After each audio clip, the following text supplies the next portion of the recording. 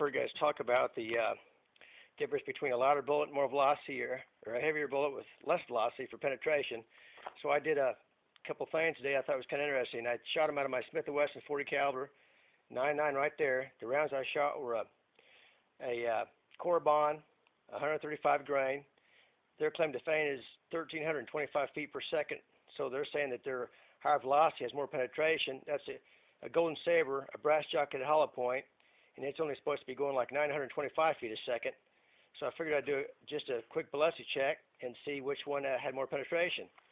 So I got four 1-gallon water jugs, and I put 4 layers of denim on them, like I read they do to check ballistics, and I went out to 7 yards and shot through these water jugs. What happened is, with the Cor Bon round, I went through the first water jug, through the second, and it indented the third where it would leak, but they never went out the second water jug. And when they went out, you can see in this picture, they separated. The jacket and the core separated in the second water jug, so you had 2 full jugs of penetration, and it just kind of dented the third jug.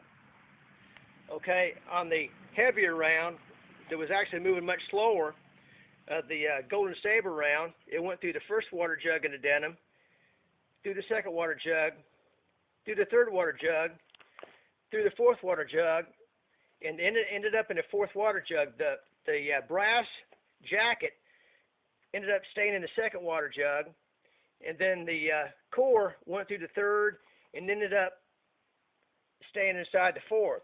So the heavier round, which is 180 grain, actually went through 3 full water jugs and ended up in the fourth water jug.